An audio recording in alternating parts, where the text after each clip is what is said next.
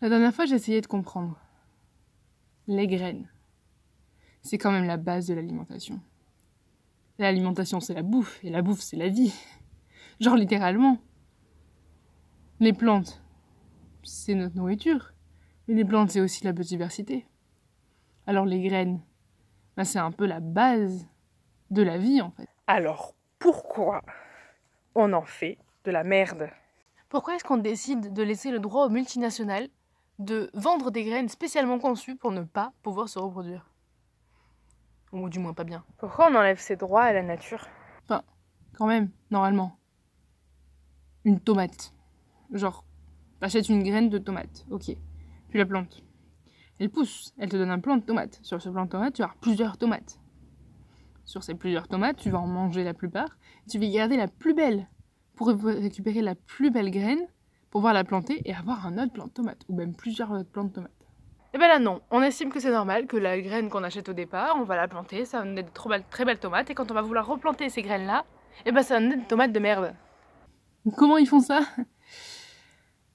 Bah ils ont investi de l'argent et du temps dans l'élaboration de mélange de deux graines de merde, qui fabriquent une graine parfaite, genre la graine parfaite pour eux, hein, évidemment, la graine parfaite pour eux qui est une graine qui donnera la première année une tomate magnifique, et qui donnera par la suite des plants de merde, parce qu'ils retrouveront la généalogie, on va dire les gènes des parents. Donc les parents, c'est de graines de merde.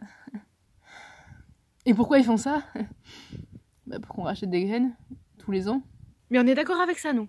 Genre, on est d'accord pour que nos agriculteurs meurent petit à petit à cause du fait qu'ils doivent racheter tous les ans de nouvelles graines, alors que de base, normalement, t'as une graine, t'en replantes et t'en as plein d'autres. Et le fait qu'ils doivent acheter aussi plein de pesticides par rapport à ces entreprises. Bon, bah ça on en parlera après, parce que ça pourrait être un très long épisode aussi. Ah oui, autre chose. Pourquoi on trouve ça normal de laisser les mêmes multinationales gérer les variétés qu'on doit être vendues ou non? Parce qu'en soi, avoir un catalogue qui donne toutes les variétés qui puissent être vendues, c'est pas une mauvaise idée. Mais à certaines conditions. Genre, si tout le monde peut proposer sa variété, on est bon.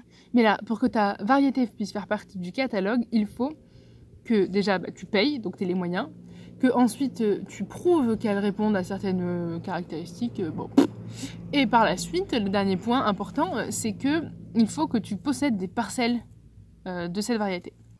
Alors, soit il manque des infos, soit c'est totalement illogique, soit c'est totalement calculé. Pour ceux qui savent pas, les graines qui ne sont pas au catalogue, tu n'as pas le droit de les acheter, tu n'as pas le droit de les vendre, tu n'as pas le droit de les échanger. Alors, comment est-ce qu'on va pouvoir se procurer de bonnes graines pour les rajouter au catalogue? Et bah, soit dans l'illégalité, soit tu le fais pas, quoi. Hein. Et c'est comme ça que toutes les variétés de région se perdent. Yes, hein. Il y a même un mec, Philippe Desbrosses, qui est allé au tribunal et qui s'est fait condamner parce qu'il avait sauvé une variété de patates.